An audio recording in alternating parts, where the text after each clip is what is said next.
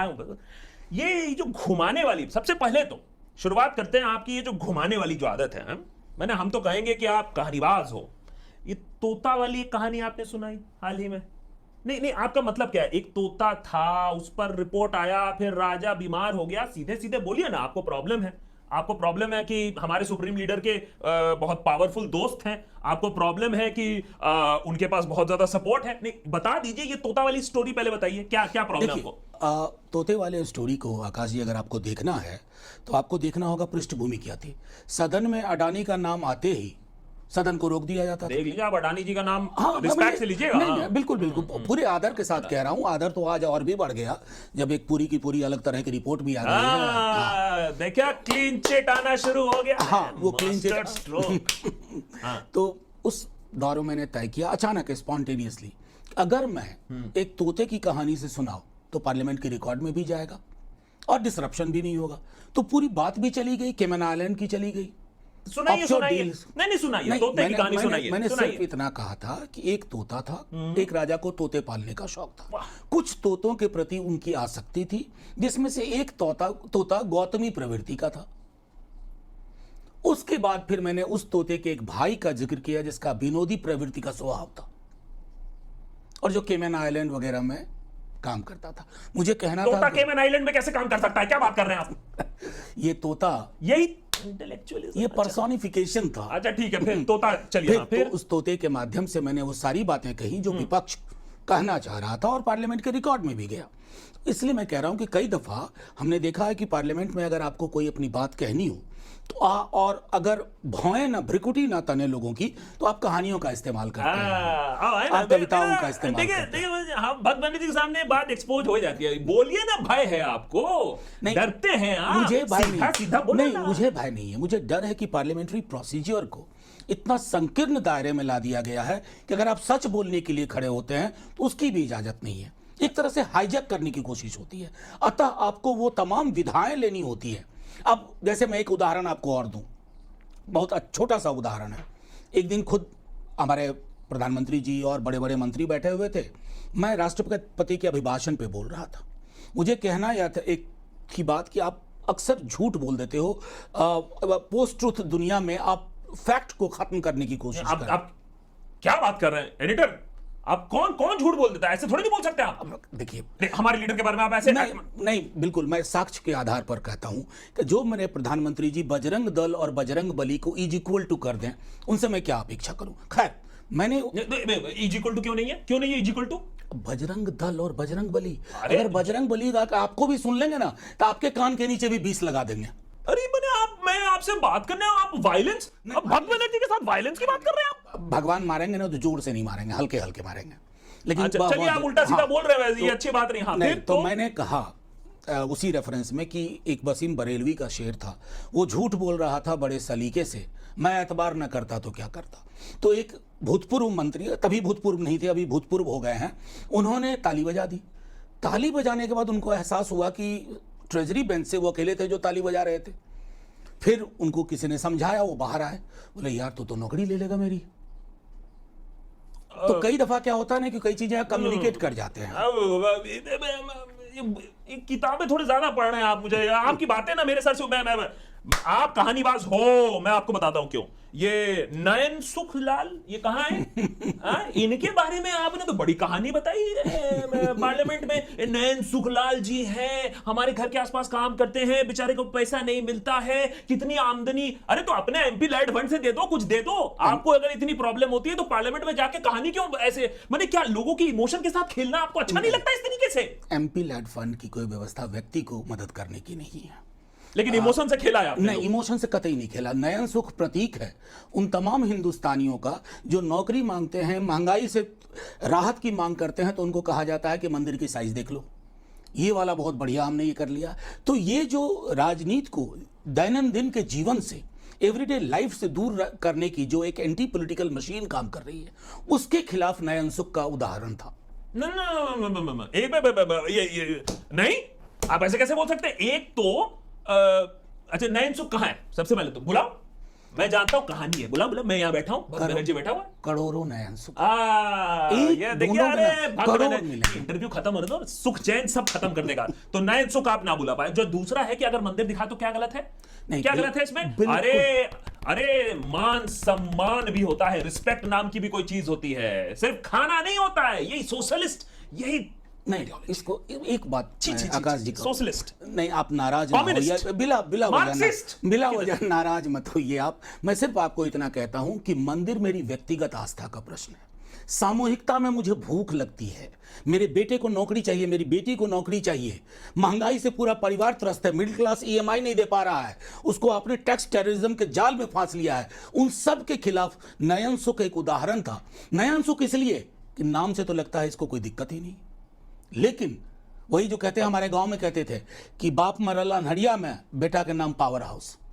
अब अच्छा ठीक है, नयन कहाँ है? ये नयन सुख कहाँ है? मुझे तो नहीं दिखता कोई रास्ते में, मुझे तो नहीं दिखता कोई कंप्लेंट। नहीं, ये जो आप लोग इंटेलेक्चुअल लोग हमेशा बोलते रहते हो कि लोग त्राही त्राही कर रहे हैं, तो कहाँ है ये त्राही त्राही के लोग? ये आपकी मन की सोच है। ये जो चश्मा है ना काला वाला, इसको हटा दीजिए, करोड़ों नयन सुख मिलेंगे।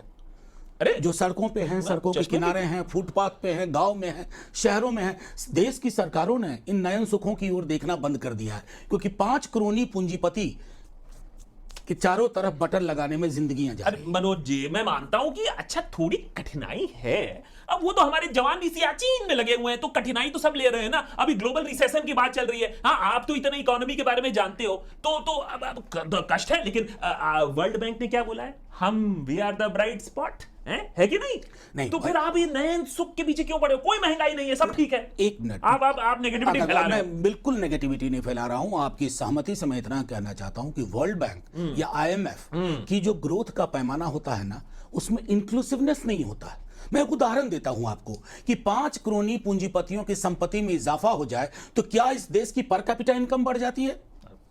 फर्क है मीलों का। ये मीलों का फर्क नयन सुख समझता है। आप चश्मा उतार के देखिएगा, आपको करोड़ों नयन सुख मिलेंगे। एक बार मेरे कहने से उतार लीजिए। अरे आप मेरे चश्मे के पीछे क्यों पड़े? नहीं, वो काला है ना, ये देखने से रोकता, दृष्टि बाधित करता है। ये चश्मा मुझे बचाता है, आप जैसे लोगों के नजरों से बचाता है, जिससे कि मुझे देश में ना 19 अभी, अरे टाइम लगता है इन सब चीजों में, है? अभी देखिए 10-15 साल थोड़ा टाइम लगता है, 70 साल ऐसे थोड़े ना निकल जाते हैं। अच्छा, तीसरी बात, जिसमें आप कहानियां बताते हैं, पार्लियामेंट में बैठ कर आप ये कहानी क्यों बता रहे थे कि ये चाइना के ऊपर डिस्कशन होना चाहिए, मोदी जी बहुत शांत है। मैंने एक बार में आपका पूरा रिसर्च, पूरा रिसर्च है, प्रोफेसर साहब आप हो, रिसर्च हम भी कर सकते हैं। तो ये जो इतना रिसर्च करके ये मोदी जी खामोश क्यों है, चाइना पर खामोश क्यों है? तो डिस्कशन किया था ना, आपके फेवरेट नेहरू ने डिस्कशन किया था ना, क्या हुआ 62 में डिस्कशन करके खत्म हो गए थे ना? नहीं तो क्यों चाहते आप डिस्कशन हो इस बारे में? अरे घुस के मारेंगे जब मारना हो तो। नहीं तो तब तक क्या करेंगे? पीड़ा सहते रहेंगे, जवानों की शहादत देते रहेंगे, कोई नहीं आया, कोई नहीं घुसा बोलते रहेंगे। 62 में हम युद्ध में थे, लेकिन अक्टूबर के महीने में सदन बैठी थी। ये हमारे लोकतंत्र का मिजाज था। आज क्या है? हमारे पीएम, हमारे external affairs minister denial mode में रहते हैं। सरकारें आएंगी जाएंगी, देश के मिजाज को छोटा करने का, कमतर करने का कोई भी प्रयास देश के मिजाज के अनुरूप नहीं होता है। लोगों को चोट पहुंचती है, हर शहादत कहानी छोड़ के जाती है। आप माला पहनाते हैं, तिरंगा में लपेट देते हैं और भूल जाते हैं। यही बंद होनी चाहिए रवायत। नहीं, ऐसी बात नहीं है, किया है, कर रहे हैं। अभी चाइना के वो ऐप बैन नहीं कर रहे हैं, कुछ कर रहे हैं काम, धीरे धीरे। इतना टाइम लगता है इन सब बस चीजों अब वही बाकी रहा, चिकन चाउमीन बंद कर दें। अरे क्या मैंने मजाक। अच्छा, ये जो आपकी जो हैबिट है ना, सब चीजों से प्रॉब्लम, आप मानोगे आज आपसे, अच्छा ये तो बता दें, ये आज ना, अगर आप मानोगे नहीं ना एक बात, चलिए आज आप मेरी, मैं सब बात मान लूंगा आपकी। आज मनोज जी एक बात आप मेरी मानेंगे कि आपको बहुत ज्यादा प्रॉब्लम होता है लोगों से, आप बहुत ही प्रॉब्लमेटिक फिगर हो। और अगर नहीं मानोगे तो ये टेप आज भगवान लाया आपके मुंह पे लगाएगा आज। आप मान लो ये बात। कैसे मालूम? मैं बताता हूं आपको क्यों। हर किसी के साथ आपको प्रॉब्लम है। माने कहां से आप प्रॉब्लम निकाल लेते हैं, जो प्रॉब्लम होता भी नहीं वहां से प्रॉब्लम निकाल लेते हैं। प्रेसिडेंट अपना स्पीच खुद क्यों नहीं लिखती है? प्रधानमंत्री स्पीच क्यों लिखवाते हैं? अब प्रेसिडेंट के पास और कोई काम नहीं है, वो अपना मुगल घाट नहीं, मुगल नहीं, वो क्या नाम हो गया है, अमर उद्यान, वो अपने अमर उद्यान में घूमे और वो अपने ट्रिप करे। अरे रबर स्टैंप होता है, आप तो संविधान जानते हो, तो प्रेसिडेंट रबर स्टैंप होता है। नहीं, तो प्रेसिडेंट अपना स्पीच क्यों लिखेगा? मैं सिर्फ इतना कहना चाहता, जब वो मैंने बात कही तो सिर्फ मोदी जी के काल की ही बात नहीं कर रहा हूं। 52 से लेकर के अब तक हमारी चिंता इस बात की है कि महामहिम जब बोले ना, तो देश के सरोकारों को सिर्फ सरकार की नजर से ना देखें, क्योंकि वो सरकार भी हैं और सरकार से बाहर भी हैं। तो ये जो उस पद की एक गरिमा होनी चाहिए ना, अब पूरे देश में हाहाकार मचा हुआ था बीते वर्ष, अलग अलग तरह की चीजें थी, और प्रधानमंत्री राष्ट्रपति जी से आप जो स्पीच बुलवा रहे थे उसका हमारी हकीकत से मीलों का फासला था। और मुगल उद्यान, जिसको आपने अमर कहा, वो अमृत उद्यान उन्होंने कर दिया। और मुगल मत बोलिए। नहीं, मुगल तो मैं इसलिए आप नहीं, प्रधानमंत्री जी के अंदर एक सबसे बड़ा मुगल बैठा हुआ है, उनको भी बहुत बड़ी एक आदत है, बिल्डिंग बनवाओ अपना नाम डालो। ये शाहजहां और जिले इलाही से कम नहीं है। आप क्या बात कर रहे हैं? आप हमारे सुप्रीम लीडर को मुगल बोल रहे हैं? आप कंपेयर कर रहे हैं? मैं बादशाह बना रहा हूं। इसको काटो यार। मैं इनको बादशाह कह रहा हूं कि बादशाह की तरह उनको भी कोरोना काल में मुझे ये इमारत बनानी है, और उस इमारत का उद्घाटन मैं करूंगा फलानी तारीख को। तो ये तो मुगलों की प्रवृत्ति है। ईर्ष्या में आप इतने जले हुए हो कि आपने मुगल बना दिया, बादशाह बना दिया। अरे नया बिल्डिंग बन रहा है, अब इसमें आप जैसे एमपीज उसमें बैठेंगे, विस्तार होगा हमारे पार्लियामेंट का, तो उसमें भी आपको प्रॉब्लम है? नहीं, पार्लियामेंट का विस्तार होगा पार्लियामेंट्री डेमोक्रेसी को कत्ल करके। मैं अभी यूके गया था, 1000 साल पुरानी बिल्डिंग है, उनको नई बिल्डिंग की जरूरत नहीं पड़ी, लेकिन हमको इसलिए जरूरत पड़ी कि प्रधानमंत्री जी सोच रहे हैं कि एक लेगेसी छोड़ के जाओ, तो मुगलों की तरह एक लाल किला बनवा दो। तो उनका ये लाल किला है। क्या? अच्छा, एक बार ये बताओ, ये सब तो ठीक है। अरे वो तो बिल्डिंग बनेगा, बिल्डिंग इनॉग्रेट भी होगा, वो छोड़ दीजिए। आपको अब मैं देखो, यही डिफरेंस है। एक तरफ वो बना रहे विशाल नया पार्लियामेंट, और आपको किस बात से तकलीफ है? चीता से भी तकलीफ हो गई। अरे सबको अपना अपना पेट अच्छा लगता है, उनको चीता लाए वो, अब वो चीता से भी आपको प्रॉब्लम है। उनको बताइए चीता क्यों नहीं लाना चाहिए? नहीं, चीता बिल्कुल लाए, मुझे बहुत बेहद अच्छा लगा। पूरा देश का माहौल चीतामय हो गया। सुबह क्या खाया, शाम में क्या खाया, रात में कब सोया, अच्छा आज को जम्हाई ले रहा था। लेकिन जब चीते बेचारे मृत्यु लोक को प्राप्त हो गए, तो चीता प्रेमी उस व्यक्ति की ओर से एक ट्वीट नहीं आया जो उंगली की चोट पर भी ट्वीट करते हैं। इसलिए कष्ट होता है कि दिखावे का स्नेह नहीं होना चाहिए, दिखावे का प्रेम नहीं होना चाहिए। अब बिजी इंसान है वो, एक चीते के बारे में थोड़ी ना वहां बैठ के अपडेट देंगे। आप भी कैसी बातें कर रहे हो? मेरे एक्सपेक्टेशन देखो। चलिए भाई, आपकी बात मान ली, लेकिन चलिए चीते से आप आते हैं मणिपुर, हमारा एक राज्य। 72 जाने चली गई, और आप कर्नाटका में वोट मांग रहे थे, एक संदेश तक नहीं गया, एक ट्वीट नहीं गया। क्या मणिपुर हमारे देश का हिस्सा नहीं है? यह आपकी नॉर्थ ईस्ट को एक अच्छा पैगाम, एक अच्छा संदेश देने की रवायत थी। एक राज्य की पुलिस दूसरे राज्य की पुलिस पे गोली चला रही है, तब भी क्या आप कहते हैं? छोड़िए, चीते की बात ही मैं नहीं कर रहा, अब आते हैं जिंदा इंसान के लिए। उसके लिए क्यों चुप्पी होती है?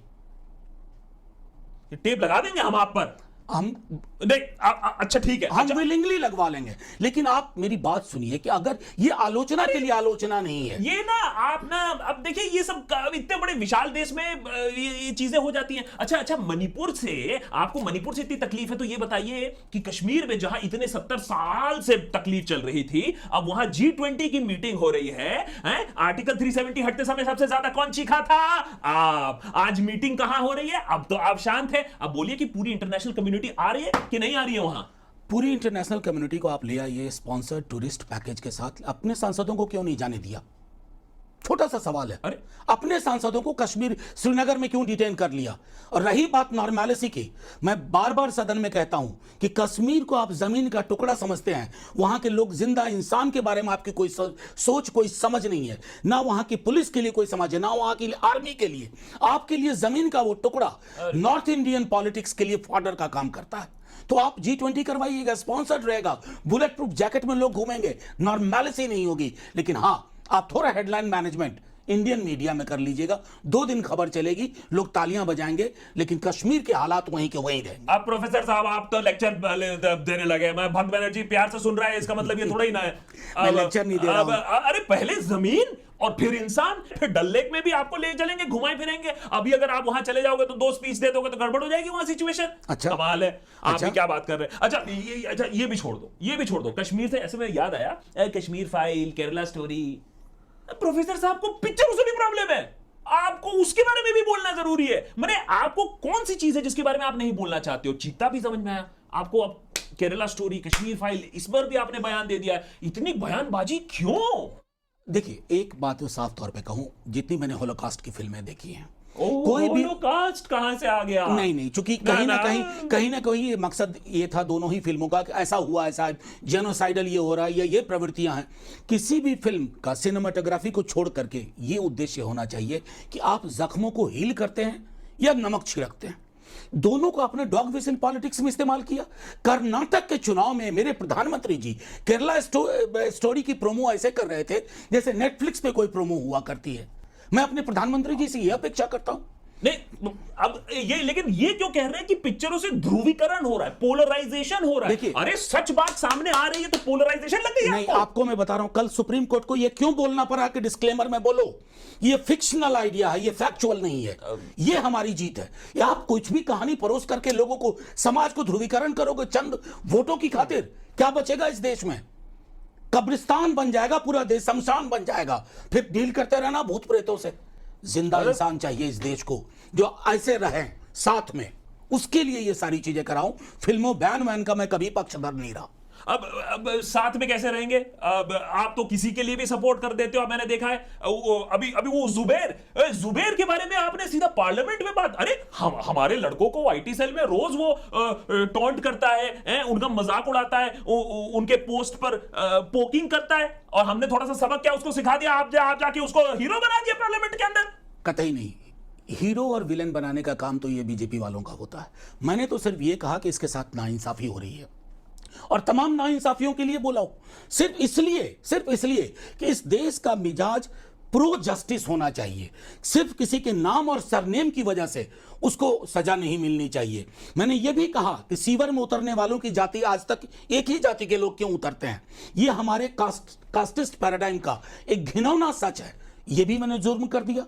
तो अगर आप सदन में कुछ बोलेंगे तो आज जो इकोसिस्टम है ना, वो आपको डेमोनाइज करने की कोशिश करता है। कोई फर्क नहीं पड़ता, बोलना जारी रहेगा। आप सेलो टेप लगा दीजिएगा बाद में। मैं लगाऊंगा, क्योंकि अब ये वाला सवाल आप मुझे जवाब दो, नहीं तो सेलो टेप आ रहा है जी। मुझे प्रोफेसर साहब इंपेरिकल एविडेंस दीजिए। आप जो इतना टाइम खतरे में है बोलते रहते हैं, हमारी डेमोक्रेसी खतरे में है, आप मुझे इंपेरिकल एविडेंस दो। आज भक्त बनर्जी को कन्विंस करिए। मैं आपके क्लास में बैठा हूं, चलिए मैं आपके क्लास में आपको बताइए प्रोफेसर। नहीं, इंपेरिकल एविडेंस, मैं आपके चरण छू लूंगा। ना कहीं ना, ये चरण छूने वाला ये पैराडाइम ही पूरा का पूरा मैं समझता हूं आर्काइवल नहीं, हम अपने लीडर को बहुत मैं सिर्फ ये कहना चाहता हूं, कितनी जगहों पर बीजेपी ने चुनाव जीत के सरकार बनाई और कितनी जगहों पर चुनाव हार के भी सरकार बनाई। ये अपने आप में इंपेरिकल एविडेंस है 2015-16 से लेके अब तक। इसके लिए ज्यादा रिसर्च करने की जरूरत नहीं है। नहीं, ये तो चाणक्य रीति है। ये चीटिंग कर रहे हैं आप, चीटिंग कर रहे हैं। नहीं, ये तो चाणक्य रीति है। देखिए, अब कोई एमएलए हमारे पास आना चाहे, हम उसको मना थोड़ी ना करेंगे। देखिए, चाणक्य का ऑपरेटिंग प्रोसीजर डेमोक्रेसी में नहीं था। चाणक्य एक मोनार्क के साथ था, इसलिए चाणक्य जो हम जब लाते हैं तो एंटी डेमोक्रेटिक फेस है, एंटी डेमोक्रेटिक आइडिया है। तो सीधी सी बात है कि आपके लोकतंत्र को खतरा है अभिव्यक्ति को लेकर के। मैं क्यों कह रहा हूं, सर्वोच्च न्यायालय ने नहीं कहा कि मुश्किल हो गया इस देश में, आप कुछ बोलो, आप पर इस तरह के मुकदमे, उस तरह के मुकदमे। आप देखिए, जो छात्रों की फेहरिस्त जो जेल में है बिला वजह, आप यूएपीए लगाते हो, ड्रैकोनियन मेजर, किसके लिए? आजाद ख्याली के लिए, एक किताब पढ़ लेने के लिए, अपनी बात रखने के लिए। तो ये तमाम चिंताएं मुझे इंपेरिकल एविडेंस देती है। ठीक है, एक दो जगह थोड़ा इधर उधर हमने खेल लिया, एक दो स्टूडेंट अंदर चले गए, उससे पूरा इतना बड़ा देश कैसे खतरे में आ गया? मुझे इंपेरिकल एविडेंस नहीं दिख रहा है, मुझे नहीं दिख रहा है। फादर स्टैन स्वामी के कौन थे? अरे आप बताइए मुझे। ऐसे सैकड़ा उदाहरण मैं दे सकता हूं। ये महाराष्ट्र का पूरा भीमा कोरेगांव का मामला क्या है? ये इस देश के प्रजातांत्रिक, मैं तो बीजेपी के लोगों से आग्रह करता हूं, ये आपके हक में भी नहीं है, क्योंकि इतना नुकसान करके आप चले जाओगे ना, आपसे भी रिपेयर नहीं हो पाएगा 5 साल बाद। हम तो उस रिपेयर के लिए चिंतित हैं, रिट्रीवल के लिए चिंतित हैं, और अकेले की चिंता नहीं है, करोड़ों लोगों की चिंता मेरे पीछे है। इतना चिंता है आपको, और उसके लिए आप क्या कर रहे हैं ये भी जरा बता दें, अपनी जनता को बता दें कि क्या क्या क्या चाहते हैं Manoj ji. Make election manifesto legally binding. Yes, मैंने इसके मैंने ये आपका सोल्यूशन है। मैंने इसके बाद हम एक सॉल्यूशन है कि मैनिफेस्टो को हमने लीगली बाइंडिंग कर दिया। मैंने इसके मतलब हम इसके बाद अपने जुमले, मेरा मतलब है इसके बाद हमने अपने प्रोमिसेस हम प्रोमिस भी नहीं कर सकते हैं। नहीं, अरे देखिए, अगर मैच्योर डेमोक्रेसी में अगर आप मैनिफेस्टो दे रहे हैं तो वो उसका आपका एक कमिटमेंट टू डूएबल प्रोपोजिशन है। आप उसके बाद कह देते हो कि जुमला है। खुद गृह मंत्री जी बोल गए कि वो तो जुमला था 15 लाख 2 करोड़। इसलिए अगर लीगली बाइंडिंग होगी तो हमें यह भी बताना होगा कि हम कैसे करेंगे, क्या इसका सोर्स होगा, और ये तमाम पॉलिटिकल पार्टी पे लागू होगा। इसलिए ये आपकी डेमोक्रेसी को मैच्योर करेगा। ये पप्पू पर भी लागू होगा, ये जो कर्नाटका में इतना सब कुछ फ्री भी दिया है। हाँ, ये भी बोलो ना ऐसे ये नहीं, अगर उनके लिए पप्पू का इस्तेमाल है तो फेंकू पर भी लागू होगा। अब अरे मैं अच्छा चलिए, अरे आप भी ना क्या छोटी मोटी चीजों में फंस जाते हैं। अच्छा सुनिए, अभी अभी बाकी है, अभी असली सवाल तो अब आएगा। टेप तैयार है ना? अभी टेप लगाते हैं। हाँ, ये कोविड के समय आपने बहुत अटैक किया। कोविड डेथ, तो कोविड के समय और कोविड के बाद जब इतना बड़ा सक्सेस स्टोरी हुआ, हमने पूरी दुनिया को कोविड का वैक्सीन दिया, और पुणे में इतना सारा बना, महाराष्ट्र में इतना वैक्सीन बना। आपके बिहार में कितना वैक्सीन बना, बताइए जाजी? बिहार में आपने क्या किया? क्रिटिसिज्म करते नहीं। अगर आप उस दौर की सोशल मीडिया मेरी पार्टी के मेरे लीडर की देखेंगे तो शायद मैं समझता हूं कि देश के तमाम रीजनल पार्टी में हम लोग सबसे ज्यादा प्रोएक्टिव थे। जो छोटी मोटी हमारी हैसियत हो उस हिसाब से ऑक्सीजन या हॉस्पिटल की व्यवस्था, अव्वल एक। नंबर 2, हम सरकार में नहीं थे सर, प्लीज ये रिमाइंड करूंगा कि हम सरकार में नहीं थे। सत्ता चाहिए समग्रता के लिए, कुछ जो आपके चिंतन में है, नंबर 1। नंबर 2, कोविड को लेकर के मैं फ्लैग ऑफ करता रहा हर क्षण। वैक्सीन को लेकर के कभी डाउट, कभी ये नहीं किया।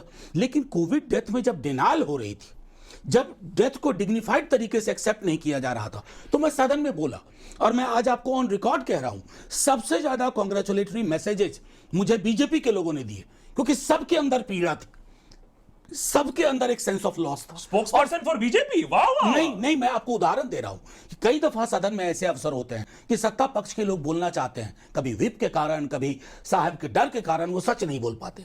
लेकिन खोया तो सबने था, हम सबने खोया था। इस देश का कोई एक परिवार नहीं है जिसका कोई जानने वाला कोविड में ना गया हो। अगर उस दिन जब मैंने वो बातें वहां कहीं, आलोचना वर्ग आपको महत्वपूर्ण हो, मैंने कहा था कि आज मुझे किसी पॉलिटिकल पार्टी का रिप्रेजेंटेटिव मत समझिए, ये मेरी ओपनिंग लाइन थी। मैंने कहा था आज मैं उन करोड़ों लोगों की ओर से बोल रहा हूं जो आज अगर यहां होते तो यही बोलते। इसलिए आलोचना के लिए नहीं थी। उत्तर प्रदेश में लाशें फेंकी जा रही थी और वो व्यक्ति विशेष ऐसे अपना 2-2 पेज का अखबार में विज्ञापन छपवा रहे हैं, तो वो चिंता हो रही थी। कट ये ऐसी बातें मैं ये कट हो जाएगा, ये लाशें फेंकवा बंद करवाएंगे आप चैनल क्या? मैं ये कह रहा था, ये प्रोफेसर साहब, आप तो इतने ज्ञानी हो, इतने किताबें पढ़ते हो, हैं? फिर भी इलेक्शन हार जाते हो। हाँ, तो 2024 के बारे में क्या ख्याल है अब आपका? सुना है कि विपक्ष बहुत उत्तेजित है, हैप्पी है अभी कर्नाटका इलेक्शन के बाद। बताइए। नहीं, we will give you platform. बोलिए। कर्नाटका चुनाव से पहले भी विपक्ष, बीजेपी हार जाएगा, बोलिए। नहीं, हारेगा तो मोदी। बोलिए। मैं सीधे तौर पे कहता हूं कि व्यक्ति महत्वपूर्ण है ही नहीं। मोदी जी एक आर्किटेक्चर के फेस हैं। वो आर्किटेक्चर संविधान विरोधी है, डेमोक्रेसी विरोधी है, वो सोशल जस्टिस विरोधी है। उस आर्किटेक्चर को डेमोलिश करना है, और इसके लिए प्रक्रिया कर्नाटक चुनाव से पहले भी चल रही थी, कर्नाटक चुनाव के बाद भी चलेगी। और हम डेमोक्रेसी में सामूहिकता को बहाल करना चाहते हैं। शैम्पू साबुन नहीं खरीद रहे हैं कि ये मोदी जी वाला साबुन है, आपका वाला साबुन कौन सा है। तो हम साबुन शैम्पू नहीं कर रहे हैं। ये इतनी किताबें पढ़ के यही प्रॉब्लम हो जाता है। आर्किटेक्चर है, he is the face of the, मैंने खिड़की है क्या मोदी जी की बदल के किसी और को लगा दोगे? अरे आंधी है, आंधी। क्या बात कर रहे हैं आप? ऐसे थोड़ी ना बदल सकते हो आप। यही तो खासियत है कि आपके पास कोई वायबल फेस नहीं है, कोई ऑल्टरनेटिव नहीं है। 2024 में किसको दिखाएंगे? बताइए, किसको दिखाएंगे? मैं यही कह रहा हूं कि ये जो 77 में कोई फेस था क्या? अगर आप मुझे बताओ, 2004 में कोई फेस था? हम इसको एक मिक्स्ड मॉडल की तरह देखते हैं, 1977 एंड 2004।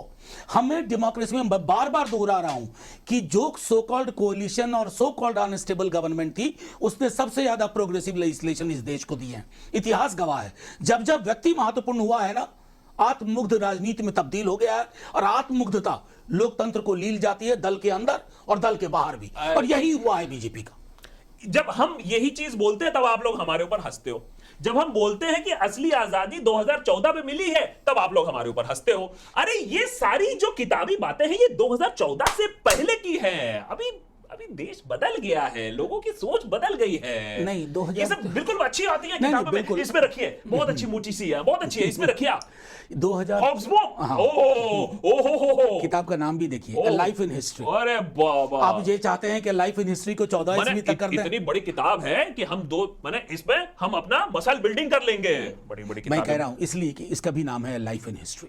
2014 से पहले कोई इतिहास नहीं था।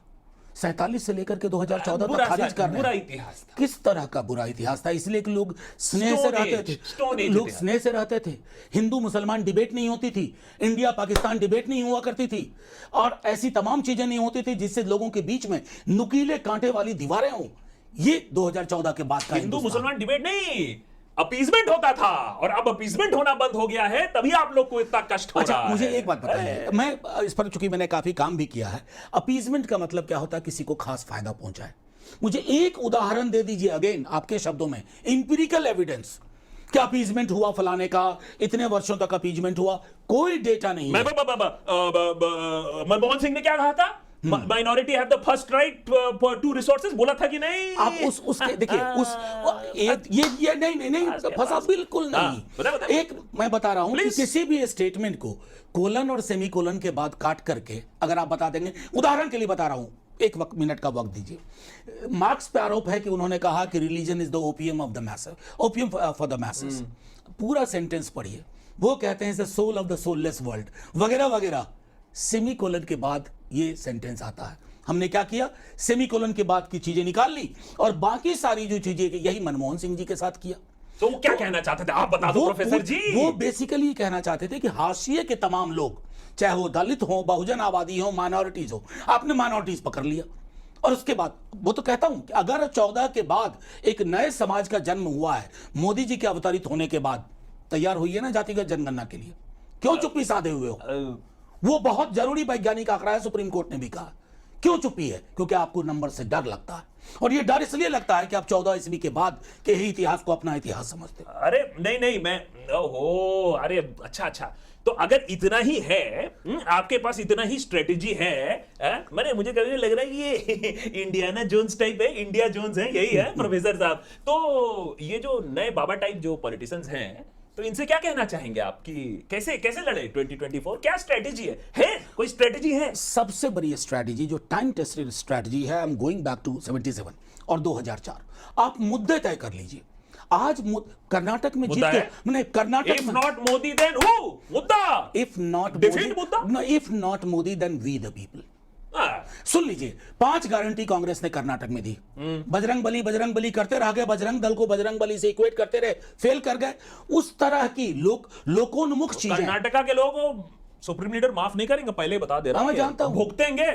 मैं तो कह रहा हूं प्रधानमंत्री जी को बजरंग बली भी माफ नहीं करेंगे। बजरंग बली बेचारे सोच रहे होंगे कहां हमको घसीट के ले आए। अच्छा, बताइए, हाँ क्या बता रहे? तो मैं ये कह रहा था कि पूरे देश में उत्तर, दक्षिण, पूर्व, पश्चिम, जब सारे पॉलिटिकल लीडर, सिविल सोसाइटी बैठेंगे, इश्यूज थ्रेश आउट करना है। ये चुनाव मुद्दे जीतेंगे साहब। मोदी के नाम पे मुद्दे हारते हैं, मुद्दों को नहीं हारने देना है। मुद्दे अगर हार गए तो आपके पास डेमोक्रेसी नाम की चीज नहीं बचेगी। मुद्दा बताइए ना, 2024 का मुद्दा बताइए। अनएम्प्लॉयमेंट सबसे बड़ा मुद्दा है, हर घर को प्रभावित कर रहा है। महंगाई हर घर को प्रभावित कर रहा है। सामाजिक सौहार्द हर घर को प्रभावित कर रहा है। इकोनॉमिक मॉडल हर घर को प्रभावित कर रहा है। और क्या चाहिए मुद्दे के रूप में? अच्छा, और जो हमें कॉन्फिडेंस मिला, हम जो विश्व गुरु स्टेटस बन रहे हैं, पूरी दुनिया हमें रिस्पेक्ट कर रही है, इसका कैसे भाव लगाओगे प्रोफेसर जी? पूरी दुनिया रिस्पेक्ट कर रही है। अभी चाइना के बॉर्डर पे हम हालात देख रहे हैं। पाकिस्तान को तो छोड़ ही दीजिए, चलिए उसको नेपाल की असेंबली में हमारे बारे में क्या टिप्पणियां हो रही हैं, क्या ये चीजें हमें नहीं देखनी चाहिए? बांग्लादेश से क्या हो रहा है, क्या हमें नहीं देखना चाहिए? हर इंडेक्स पे ये छोटे छोटे देश हमें पीछे छोड़ के चले जा रहे हैं, और हम सिवाय इसके रेटरिक, विश्वगुरु कौन सा विश्वगुरु? वैश्विक दर्शन नहीं, और विश्वगुरु, विश्वविद्यालयों को खत्म कर दिया। विश्वगुरु न्यू एजुकेशन पॉलिसी के नाम पर आप रिग्रेसिव टेंडेंसीज जन्म दे रहे हैं। विश्वगुरु ऐसे नहीं चलता है साहब। मैं देखिए, मैं आया था बहुत विनम्र स्वभाव से आपसे बात करने के लिए, और मैंने अभी भी अपनी आवाज ऊपर नहीं की, लेकिन प्रोफेसर जी ना ये नहीं चलेगा। मैंने किया क्या? मैंने इतना नेगेटिव, इतना मैंने कुछ हुआ ही नहीं है, सब हमने ही खराब किया है, देश का हमने बेड़ा गर्क कर दिया है। हमारे सुप्रीम लीडर के बारे में आप ऐसी बातें कर रहे हो। आप क्या, आपकी रिकॉर्ड कैसे है? आनंद मोहन जी किसको छोड़ा? हमारे में तो बहुत, अपने गिरबान में झांक के देखिए जरा। नहीं, तमाम गिरबानों में झांकने के बाद आपको सीधे कहे सुप्रीम आनंद मोहन जी के बारे में बताइए। मैं वो भी बताऊंगा। सुप्रीम लीडर का जो ये पूरा आइडिया है ना, ये एंटी डेमोक्रेटिक है। सुप्रीम लीडर जब कोई बनता है ना, एक दौर में इंदिरा जी को बनाया था ना, तो डेमोक्रेसी तहस नहस हो गई। आज वही हाल इस देश का है। रही बात आनंद मोहन जी के बारे में, प्रोसीजरल चीजें वहां क्योंकि बिहार के अलावा, सुन लीजिए, बिहार के अलावा किसी राज्य में यह व्यवस्था भी नहीं थी, बिहार में यह व्यवस्था थी। अब चूंकि मामला आज सर्वोच्च न्यायालय के अधीन है, इसलिए इस पर टिप्पणी करना उचित नहीं होगा, क्योंकि आज ही सर्वोच्च न्यायालय ने बिहार सरकार को कुछ इंगित किया। देखा, भक्त बनर्जी ने खेल दिया अपना पासा, दूसरा पासा भी। अभी देखो, टेप लगाओगे अभी आप अपना, ये जो इतना सोशलिज्म आप हमें समझा रहे हो और पूंजीपति के बारे में बता रहे हो, अरे सबसे ज्यादा बड़े सोशलिस्ट तो मोदी जी हैं। पूछे कैसे 80 करोड़ लोगों को राशन कौन दे रहा है? अभी मोदी जी दे रहे हैं। तो इसमें आपको नहीं दिखता है कि कितना वेलफेयर कर रहे हैं हमारे मोदी जी? मैं इसमें एक दूसरा पहलू कहूं। हाँ बोलो। दो चीजें एक साथ नहीं हो सकती। एक तरफ आप कहो कि भारत तरक्की कर रहा है, हमने इतने लोगों को गरीबी रेखा से ऊपर कर दिया, और दूसरे 80 करोड़ लोगों को आपको राशन देना पड़ रहा है, तो ये तो ऑक्सीमोरोन है, ये परस्पर विरोधाभासी हैं। दोनों में से कोई एक बात ही सच हो सकती है। तो प्रधानमंत्री जी और उनके सलाहकारों से आग्रह है कि चुन लीजिए कि कौन सा स्क्रिप्ट चलाना है। एडिटर ये वाला ये क्या बात कर रहे हैं? ये तो वो डिबेट वाली पॉइंट आपने बता दी। ये if not this then that, ऐसा थोड़ी ना होता है। नहीं, बिल्कुल। ये कैसे बात हो गई? हमने दिखाया कि वो सोशलिस्ट है, तो आप बोल रहे हो कि नहीं, वो अब लोग कैसे गरीब हो गए? अब लोगों की रिस्पॉन्सिबिलिटी है, वो गरीब कैसे हो गए? अगर वो सोशलिस्ट होते ना, तो जातिगत जनगणना के फौरी तौर पर तैयार होते, सामाजिक न्याय सुनिश्चित करते।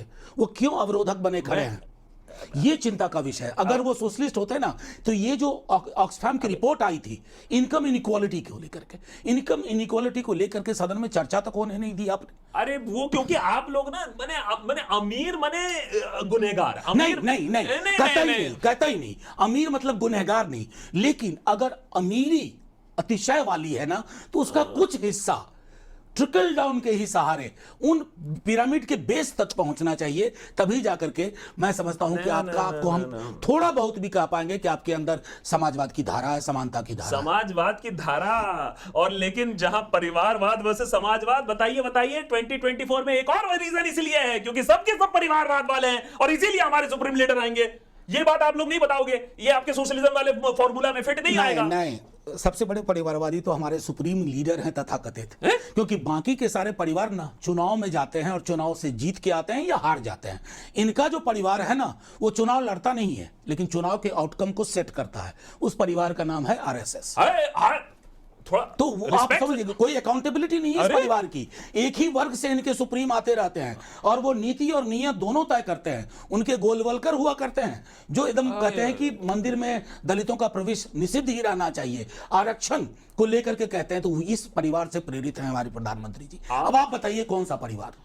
मैंने कहां से कहां बात, मैं आप ऐसी चीजें नहीं कर सकते हैं। मैं आपसे ऐसी बातें कर रहा हूं, आप सीधे वहां चले जा रहे हैं। अरे मैं बता रहा हूं, आपके सारे किताब धरे के धरे रह जाएंगे, क्योंकि आपने अभी तक नहीं समझा है। पार्लियामेंट में पता नहीं कहां जाके ऐसे बयान देते हैं कि मोदी जी चुनाव तो जीत लेते हैं, दिल नहीं जीत पाते हैं। ये कौन सी किताब ने आपको दिखाया वो दिल नहीं? अरे जहां रैली में जाते देखे फूलों की बारिश कैसे होती है, प्रभु या आपको पता है कर्नाटक का जब वो चुनाव हारे, तो हमको एक चीज की बहुत खुशी हुई कि हजारों क्विंटल फूलों की आत्मा आज धन्यवाद दे रही होगी कि हम मरने से बच गए। अरे कमाल ना, अगर उस दिन वो जीत गए होते ना, तो पूरा का पूरा यहाँ बीजेपी हेडक्वार्टर में इतनी पुष्प वर्षा होती। अच्छा ये बताइए, पुष्प कहाँ से आते हैं?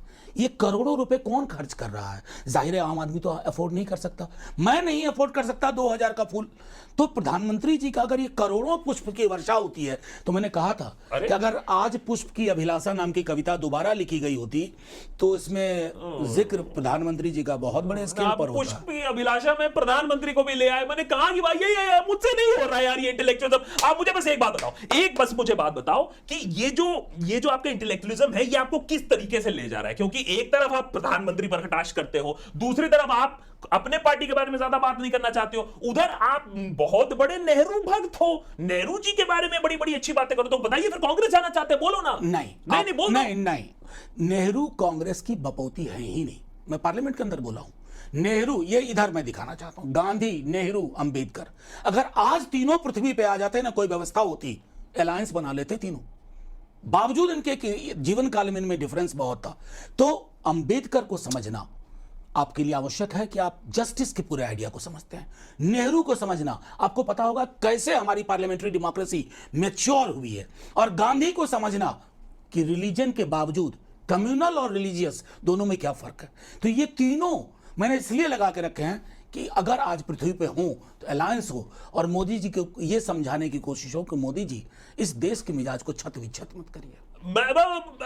ये एक मिनट, ये जो आप घुमा फिरा के बातें कर रहे हो ना, आज मैं चाहता हूं ये इंटरव्यू खत्म होने से पहले आप मुझे ये बात समझाओ कि ये जो गलती है ये नेहरू की गलती है या नहीं है?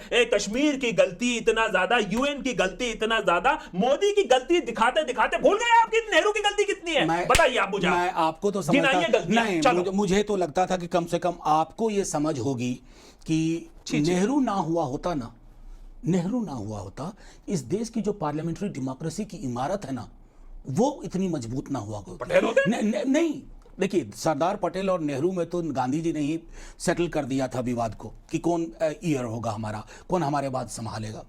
अब अगर नेहरू ना होते ना तो पाकिस्तान की तरह हम होते। उस वक्त भी नेहरू और गांधी के पास लोग आके कहते थे कि पाकिस्तान में ये हो रहा हमारे साथ, तो गांधी ने नेहरू के समक्ष कहा था, तुम लोग कुछ भी कहो, हम इसे हिंदू पाकिस्तान नहीं बनने देंगे। नेहरू ने नहीं बनने दिया। और अब देखिए, अब देखिए जो 75 वर्षों में नहीं हुआ, हमारे यहाँ की बहुत सारी छवियां पाकिस्तान की तरह होती जा रही हैं। ये चिंता का विषय है। नेहरू था तो उसने इतने बड़े पार्टीशन के बाद भी संभाला। मैच्योर डेमोक्रेसी की तरह हम बहुत छोटी ताकत थे, लेकिन मिजाज ऊंचा करके बोलते थे। ये नहीं, आज हमारे एक मंत्री कहते हैं कि चाइना से हम कैसे आंख में आंख डाल के बात करें, क्योंकि वो इतने डॉलर की इकोनॉमी है। ये नेहरू की जुबान कभी नहीं होती, नेहरू की सोच कभी नहीं होती। अरे वो जयशंकर जी ने बोल दिया था, वो ठीक है, मैं समझ रहा हूं, लेकिन आप ऐसे कैसे बोल सकते हो कि हमारे देश में पाकिस्तान जैसी चीजें चल रही हैं? क्या बोल रहे हैं आप? एंटी नेशनल चीजें बोल रहे हैं आप? मैं बता दे रहा हूं, केस हो जाएगा आपका। सुनिए, घृणा और बेमनस्यता की जो चीजें पाकिस्तान ने 47 से लेकर के पोसी ना, आज अपने यहाँ वही हो रहा है। हम इतने दिन तक बचे रहे, लेकिन आज क्या हालात हैं? कौमों के बीच में दीवार, लोगों के बीच में दीवार, इतिहास को लेकर के खिद्दम खिद्द कि ये इतिहास नहीं, हमको दूसरा वाला चाहिए। ये इतिहास क्या कि मॉल में जाकर के मोबाइल फोन खरीद रहे हो कि ये वाला नहीं चाहिए, वो वाला चाहिए। ये मैं समझता हूं कि इसलिए ये चिंता होती है कि पाकिस्तान की निंदा करते करते ये रेजिम कई मामलों में पाकिस्तान की तरह बना रहा है।